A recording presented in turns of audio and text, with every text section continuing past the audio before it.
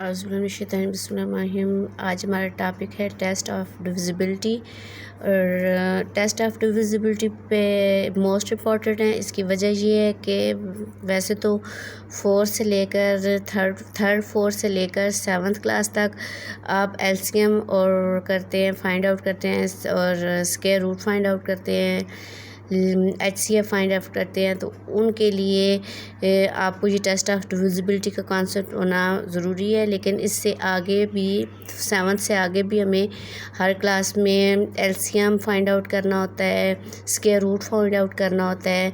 और ये तभी हम फाइंड आउट कर सकते हैं आसानी से जब हमें टेस्ट ऑफ डिविजिबिलिटी का कॉन्सेप्ट क्लियर हो। इसलिए टेस्ट ऑफ डिविजिबिलिटी के जो रूल्स हैं, 13 रूल्स हैं, ये हर इंसान के लिए, हर स्टूडेंट के लिए मस्ट है, उनको आने चाहिए। तो मैंने सोचा इस टॉपिक पे एक लेक्चर देना चाहिए। और इस टॉपिक को याद करने का तरीका ये है कि ज़ाहिर है अब इसके टोटल 13 नंबर हैं, 13 रूल्स हैं। 13 रूल्स एक बार ही तो आप याद नहीं कर सकते।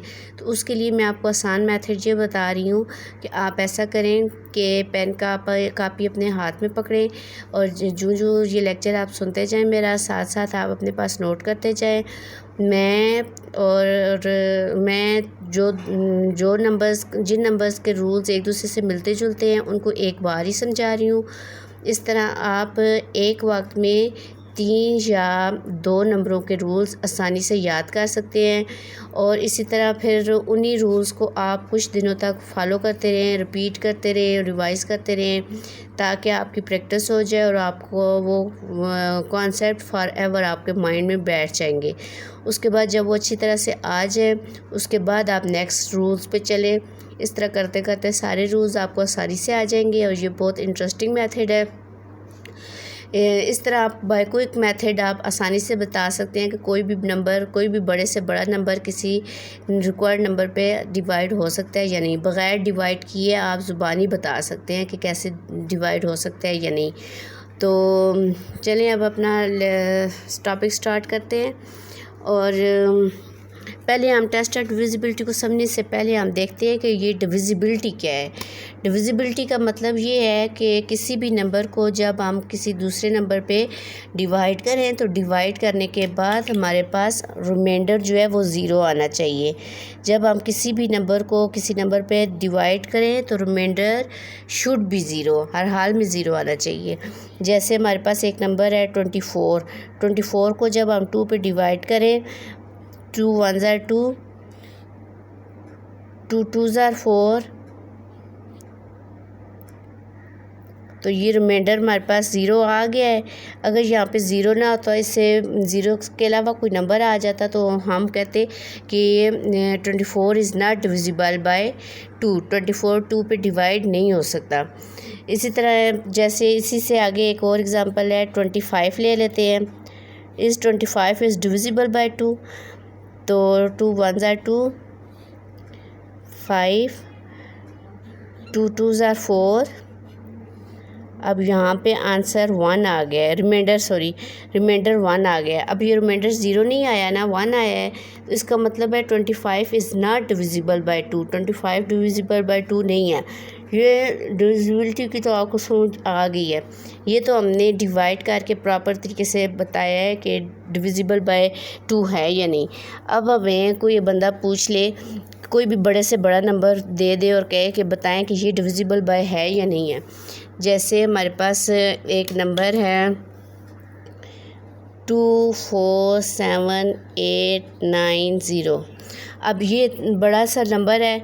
अगर कोई बंदा हमसे पूछ ले कि ये नंबर 2 पे 5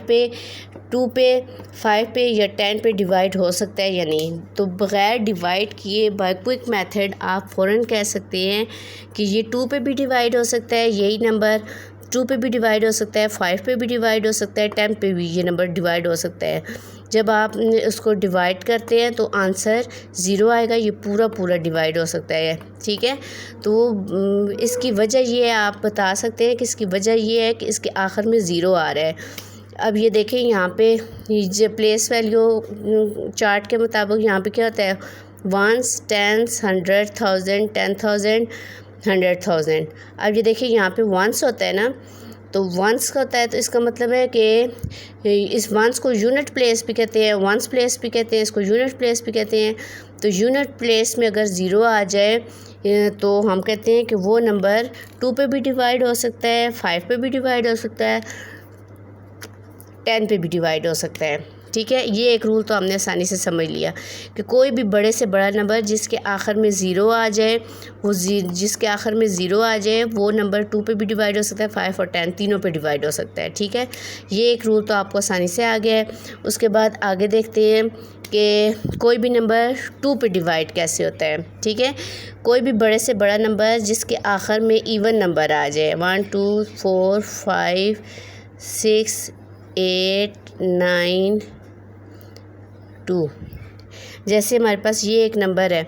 अब ये इतना बड़ा नंबर है, कोई भी बड़े से बड़ा नंबर जिसके आखिर में या यूनिट प्लेस में इवन नंबर आ जाए तो हम कह सकते हैं कि वो पूरा नंबर 2 पे डिवाइड हो सकता है। ये यूनिट प्लेस है। ठीक है, अब ये देखें, ये इवन नंबर आ गए ना। इवन नंबर वो होते हैं ना जो 2 के टेबल में आते हैं, या इवन नंबर वो होते हैं जो 2 के टेबल में आते हैं। तो आखिरी एक नंबर जो है, आखिर में अगर इवन नंबर आ जाए तो हम कह सकते हैं कि वो पूरा नंबर 2 पे डिवाइड हो सकता है। अब चूँकि इस नंबर के आखिर में इवन नंबर आ गया है, लिहाजा ये 2 पे डिवाइड हो सकता है। इसी तरह 1 2 3 4 5 7, अब ये पूरा नंबर आ गया है, लेकिन इसके ये 2, this number is not divisible by 2 because the unit in this the unit place is 7, that is not even number. अब ये यहाँ पे आखिर में 7 आ गया है। 7 जो है वो इवन नंबर नहीं है, ऑड नंबर है, लिहाजा ये 2 पे डिवाइड नहीं हो सकता। ठीक है, अब 2 पे तो आपको समझ आ गया कि जिस नंबर के आखिर में इवन नंबर आ जाए या ज़ीरो आ जाए तो वो नंबर 2 पे डिवाइड हो सकता है। ठीक है, अब 5 पर देखते हैं। 5 का के लिए ये है कि कोई भी बड़े से बड़ा नंबर हो जिसके आखिर में ज़ीरो आ जाए या 5 आ जाए, वो 5 पे डिवाइड हो सकता है। जैसे 2 3 4 5 6 7 0। अब ये देखें, ये इसके आखिर में ज़ीरो आ गया है, लिहाजा ये नंबर जो है 2 पे डिवाइड हो सकता है। इसी तरह हमारे पास एक और एग्ज़ाम्पल है 2 3 7 8 5। अब अगर कोई पूछे कि ये नंबर 2 पे 5 पे डिवाइड हो सकता है या नहीं, तो हम कहेंगे कि ये नंबर 5 पे डिवाइड हो सकता है क्योंकि इसके आखिर में 5 आ रहा है, यूनिट प्लेस में 5 आ रहा है। अब ये दो, जिस नंबर के आखिर में ये यूनिट प्लेस में ज़ीरो आ जाए या 5 आ जाए वो 5 पे डिवाइड हो सकता है। जिस नंबर के आखिर में ज़ीरो या कोई भी बड़े से बड़ा नंबर हो, कोई भी नंबर हो जिस नंबर के आखिर में या यूनिट प्लेस में ज़ीरो आ जाए या 5 आ जाए, वो 5 पे डिवाइड हो सकता है। उसके बाद 10 है। 10 के लिए मैंने आपको बता दिया, जिस नंबर के आखिर में ज़ीरो आ जाए वो 10 पे डिवाइड हो सकता है। 1 2 3 4 5 0। अब ये नंबर 10 पे डिवाइड हो सकता है क्योंकि ये इसके आखिर में ज़ीरो आ गया है। तो जिस नंबर के आखिर में ज़ीरो, वो 2 पे भी डिवाइड हो सकता है, 5 पे भी डिवाइड हो सकता है, 10 पे भी डिवाइड हो सकता है। और जिस कोई भी नंबर, कोई भी बड़े से बड़ा नंबर चाहे हो, लेकिन उसके आखिर में इवन नंबर आ जाए तो वो 2 पे डिवाइड हो सकता है। जिस नंबर के आखिर में ज़ीरो या 5 हो वो 5 पे डिवाइड हो सकता है। जिस नंबर के आखिर में 10 हो वो 10 पे डिवाइड हो सकता है। अब 2 5 और 10 की तो आपको समझ आ गई है। अब हम देखते हैं कि उसके बाद है 3 और 9। 3 और 9 इन दोनों के लिए फार्मूला सेम है, एक जैसा ही है। अब कोई भी नंबर बग़ैर डिवाइड किए बताएं कि कोई भी नंबर 3 पे डिवाइड हो सकता है या नहीं। तो जैसे हमारे पास एक नंबर है 57। अब ये 57 जो है, इस 57 इज़ डिविजिबल बाय 3। तो 57 3 पे डिवाइड हो सकता है या नहीं, तो इसके लिए हम क्या करेंगे, इन नंबर के डिजिट्स का सम लेंगे। सम किसे कहते हैं, प्लस करेंगे। इन नंबर के सारे डिजिट्स को प्लस करेंगे। ठीक है, 5 + 7, तो 5 + 7 क्या आ गया, 12 आ गया। 12 जो है 3 के टेबल में आता है, लिहाजा ये पूरा नंबर भी 3 के टेबल में आता है। ठीक है, अब ये 3 के लिए और 3 और 9 दोनों के लिए एक ही फार्मूला है। अब जैसे इसके अलावा हमारे पास एक नंबर है 256। अगर कोई आपसे पूछे कि ये 256 बग़ैर डिवाइड किए बताएं कि ये 3 पे डिवाइड हो सकता है या नहीं, तो आप क्या करेंगे, बग़ैर डिवाइड करने किए आप इनके सम डिजिट्स का सम ले लेंगे। 5 में 6 प्लस करें, 5 में 6 प्लस करें 11 हो जाता है। 11 में 2 प्लस करें 11 12 13 हो जाता है। 5 6 7 8 9 10 11 12 सॉरी 5 6 7 8 9 10 11 12 13। अब ये 13 आ गया ना, इनका जब सम लिया तो हमारे पास सम आ गया 13 आ गया। अब ये 13 जो है 3 के टेबल में नहीं आता, ये 13 3 के टेबल में नहीं आता, लिहाजा ये पूरा नंबर जो है 3 पे पूरा डिवाइड नहीं हो सकता। ठीक है, इसी तरह अगर यही नंबर 256 जो है वो पूछा जाए कि इस 256 इज़ डिविजिबल बाय 9, क्या ये 256 9 पे डिवाइड हो सकता है या नहीं, तो इन्हीं डिजिट्स का सम लें।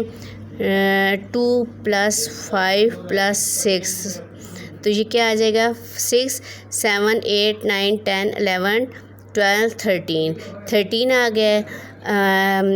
अब ये 13 जो है 9 के टेबल में नहीं आता, 9 पे डिवाइड नहीं हो सकता। इसका मतलब ये हुआ, ये 13 अगर 9 के टेबल में नहीं आता तो ये पूरा नंबर जो है ये 9 के टेबल में नहीं आता, 9 पे डिवाइड नहीं हो सकता। ये 13 जो है 9 के पे डिवाइड नहीं हो सकता, तो इसका मतलब ये हुआ ये पूरा नंबर 256 भी 9 पे डिवाइड नहीं हो सकता। अब 3 और 9 की समझ आ गई है। मैं आपको रिपीट कर देती हूँ कि कोई भी बड़े से बड़ा नंबर अगर पूछा जाए कि वो 3 और 9 पे डिवाइड हो सकता है या नहीं, तो हम उसके लिए सम लेंगे, उसी नंबर के डिजिट्स का सम लेंगे। अगर वो सम 3 और 9 पे 3 या 9 पे डिवाइड हो सकता है तो हम कहेंगे वो पूरा नंबर 3 और 9 पे डिवाइड हो सकता है। इसकी समझ आ गई है। चलिए मैं इसके लिए एक और एग्जांपल कर लेती हूँ, जैसे है 12 24। अब इसको चेक करना है कि आया ये 3 और 9 दोनों पे डिवाइड हो सकता है या नहीं हो सकता। 3 और 12 दोनों पे डिवाइड हो सकता है या नहीं। अब इनके डिजिट्स का सम लें। 4 5 6 7 8 9 आ गया है। अब ये देखें 9 कैसे आया है, 1 + 2 + 2 + 4, 1 + 2 + 2 + 4 4 5 6 7 8 9। अब ये 9 जो है 9 3 के टेबल में आता है ना, लिहाजा ये 39 ये जो नंबर है ये पूरा नंबर 12 24 इज़ डिविजिबल बाय 3, ये पूरा नंबर 3 पे डिवाइड हो सकता है। इसी तरह इसके बाद यही नंबर जो है ये 9 जो है वो 9 के टेबल में भी आता है, लिहाजा ये पूरा नंबर जो है 9 के टेबल पे भी डिवाइड हो सकता है। 12 24 is divisible by 3 and 12 24 is divisible by 9 as the sum of 12 24 is the sum of digits of the 12 24 is divisible by 3 and 9। 3 अब 3 और 9 की समझ आ गई होगी डिविजिबिलिटी की, कि किसी भी नंबर कोई भी नंबर आपको दिया जाए और कहा जाए कि ये चेक करें कि ये 3 पे डिवाइड हो सकता है या नहीं, तो 3 पे डिवाइड करने के लिए आप उसी नंबर के डिजिट्स का सम लेंगे, उसी नंबर के डिजिट्स का सम लेंगे। अगर वो सम 3 पे डिवाइड हो सकता है तो वो कहेंगे कि पूरा नंबर 3 पे डिवाइड हो सकता है। जैसे है 24 56। अब ये एक नंबर है, अब चेक करना है कि ये 3 पे डिवाइड हो सकता है या नहीं, डिविजिबल बाय 3 है या नहीं। 6 7 8 9 10 11 12 13 14 15 16 17। अब 17 आ गया। इन डिजिट्स का सम जब लिया तो 17 आ गया। 17 जो है ये 3 के टेबल में नहीं आता, 17 3 के टेबल में नहीं आता, लिहाजा ये पूरा नंबर जो है 3 पे डिवाइड नहीं हो सकता। ठीक है, अगर यहाँ पे आ जाता इनका, यहाँ पे 7 होता, फ़र्ज़ करें यहाँ पे 7 होता और जब इनके डिजिट्स का सम ले तो सम हमारे पास 18 आ जाता है। अब 18 जो है ये 18 जो है हमारे पास 18 जो है वो 3 के टेबल में आता है ना, इसका मतलब है ये पूरा नंबर 3 पे डिवाइड हो सकता है। Is it clear? और यही रूल 9 के लिए भी है कि इज़ 24 57 इज़ डिविजिबल बाय 9 और नॉट। तो इसके लिए आप इन्हीं नंबरों के डिजिट्स का आपने सम लिया, सम आपने देखा कि 18 आ रहा है, 18 9 के टेबल में आ रहा है, तो इसका मतलब ये हुआ कि ये पूरा नंबर 9 पे डिवाइड हो सकता है। Is it clear? उम्मीद है आपको समझ आ गई होगी। अब 2 और 3 और 9 के बाद आगे नेक्स्ट हमारे पास नंबर हैं। अब ये देखें 2, 5 और 10 की तो आपको समझ आ गई। इनको आप नोट करें अपने पास और सिर्फ 2, 5 और 10 की कुछ दिन तक प्रैक्टिस करते रहें कि कौन से नंबर 2, 5 और 10 पे डिवाइड हो सकते हैं। उसके बाद जब इनकी अच्छी तरीके से आपको ये कॉन्सेप्ट क्लियर हो जाए, याद हो जाए, फॉरएवर आपके माइंड में बैठ जाए, उसके बाद आप 3 और 9 पे चेक करें कि कोई भी नंबर 3 और 9 पे डिविजिबल बाय 3 और 9 है या नहीं है। उसकी आप कुछ दिन तक प्रैक्टिस करते रहें। जब वो आपको याद हो जाए उसके बाद आप आगे चलें। अब आगे नेक्स्ट हमारे पास रूल है किसके लिए, 4 और 8। ये इन दोनों के फार्मूलाज थोड़े थोड़े एक दूसरे से मिलते जुलते हैं, इसलिए मैंने इनको इकट्ठा ही ले लिया है। अब हमने देखना है कि कोई भी नंबर 4 और 8 पे डिवाइड हो सकता है या नहीं। तो 4 और 8 के लिए ये है कि जिस नंबर के आखिर में 0 आ जाए, 00 आ जाए, तो वो 4 पे डिवाइड हो सकता है। और जिस नंबर के आखिर में 000 आ जाए वो 8 पे डिवाइड हो सकता है। जैसे हमारे पास एक नंबर है 1, 2, 3, 4, 00। अब अगर कोई पूछे कि ये पूरा नंबर डिविजिबल बाय 4 है या नहीं, तो आप कहेंगे कि ये डिविजिबल बाय 4 है क्योंकि इसके आखिर में 2 ज़ीरो आ रहे हैं, 00 आ रहे हैं। ठीक है, मतलब कि यूनिट प्लेस और वंस प्लेस में 00 आ रहे हैं। ठीक है, यूनिट प्लेस और वन प्लेस में 00 आ रहे हैं, लिहाजा ये 4 पे डिवाइड हो सकता है। या आसान अल्फाज में अगर आप इसको समझाऊं तो ये इनके आखिर में 00 आ रहे हैं, 20 आ रहे हैं, तो ये 4 पे डिवाइड हो सकते हैं। इसी तरह कोई भी नंबर जिसके आखिर में 4 के लिए तो आखिरी 2 डिजिट्स देखे जाते हैं, 8 के लिए आखिरी 3 डिजिट्स लिए देखे जाते हैं, 8 के लिए आखिरी 3 डिजिट्स देखे जाते हैं। किसी भी नंबर के आखिर में 30 आ जाए, 1 यूनिट प्लेस में, 10th प्लेस में, 100 प्लेस में अगर 0 आ जाए तो यानी कि 30 आ जाए तो वो नंबर 8 पे डिवाइड हो सकता है। कोई भी बड़े से बड़ा नंबर जिसके आखिर में 2 0 आ जाए वो 4 पे डिवाइड हो सकता है, और कोई भी बड़े से बड़ा नंबर जिसके आखिर में 3 0 आ जाए वो 8 पे डिवाइड हो सकता है। ये तो एक आसान सा हो गया। दूसरा इसके लिए ये है कि कोई भी नंबर जिसके आखिरी 2 डिजिट्स 4 के टेबल में आ रहे हों। जैसे आपके पास एक नंबर है 1224, कोई भी नंबर जिसके, कोई भी बड़े से बड़ा नंबर जिसके आखिरी 2 डिजिट्स 4 के टेबल में आ रहे हो, आखिरी 2 डिजिट्स 4 के टेबल में आ रहे हो, तो हम कहेंगे कि वो पूरा नंबर डिविजिबल बाय 4 है। अब ये देखें 24 जो है 4 के टेबल में आ रहा है, लिहाजा ये पूरा नंबर 4 पे डिवाइड हो सकता है। ठीक है, इसी तरह कोई भी बड़े से बड़ा नंबर जिसके आखिरी 3 डिजिट्स 4 पे 8 के टेबल में आ रहे हों, कोई भी बड़े से बड़ा नंबर जिसके आखिरी 3 डिजिट्स 8 के टेबल में आ रहे हो, तो वो पूरा नंबर 8 पे डिवाइड हो सकता है। अब आखिरी 3 डिजिट्स यहाँ पे हमारे पास 456 हैं। ज़ुबानी ना मुझे पता है ना आपको पता है कि ये 456 8 के टेबल में आता है या नहीं आता। तो इसके लिए हम क्या करते हैं, हम रफ वर्क में डिवाइड करते हैं। 456 को डिवाइड करेंगे 8 पे, अगर फिर देखते हैं क्या होता है।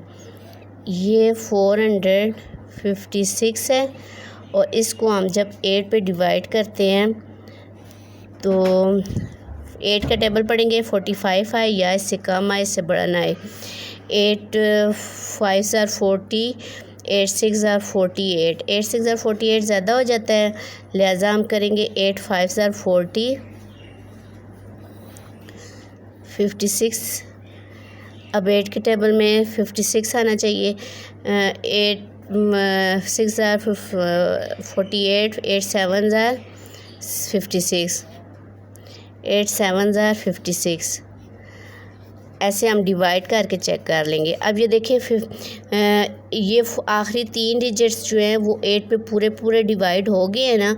आखिर में हमारे पास 0 आ गया रिमाइंडर जब 0 आ जाए, आखिरी 3 डिजिट्स पूरे 8 पे डिवाइड हो रहे हों, तो उस सूरत में वो पूरा नंबर 8 पे डिवाइड हो सकता है। अब ये देखें आखिरी 3 डिजिट्स जो है वो आखिरी 3 डिजिट्स 8 पे डिवाइड हो सकते थे ना, पूरे रिमाइंडर 0 आ रहा था ना।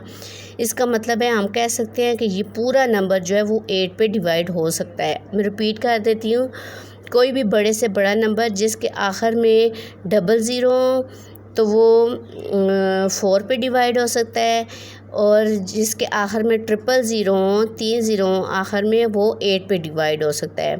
इसी तरह कोई भी बड़े से बड़ा नंबर जिसके आखिरी 2 डिजिट्स 4 के टेबल में आ रहे हों या 4 पे डिवाइड हो सकते हो तो वो पूरा नंबर 4 पे डिवाइड हो सकता है। इसी तरह कोई भी बड़े से बड़ा नंबर जिसके आखिरी 3 डिजिट्स 8 पे डिवाइड हो सकते हो, पूरे डिवाइड हो सकते हो, और अगर आखिरी 3 डिजिट्स पूरे डिवाइड हो सकते हो तो हम कह सकते हैं कि वो पूरा नंबर 8 पे डिवाइड हो सकता है। तो उम्मीद है आपको समझ आ गई होगी। ये तो हमारा पार्ट कंप्लीट हो गया है 4 और 8 का। तो ये तो हमारा पार्ट फर्स्ट है। अब ये फिर नेक्स्ट पार्ट में इंशाल्लाह मैं आपको बताऊंगी कि इससे आगे 4 के बाद 4, 5, 6, 7, 8 तो हो गए, 4, 5, 6, 7, 9 भी हो गए, 10 भी हो गए, 11, 12, 15 एंड 25। इन नंबरों के लिए मैं इंशाल्लाह नेक्स्ट लेक्चर में वज़ाहत करूँगी, नेक्स्ट पार्ट पे वज़ाहत करूँगी कि ये नंबर डिविजिबिलिटी इनकी चेक करेंगे, टेस्ट ऑफ डिविजिबिलिटी। तो जहाँ तक अभी आपको समझ आ गई है इसकी प्रैक्टिस करें, अपना ख्याल रखिएगा।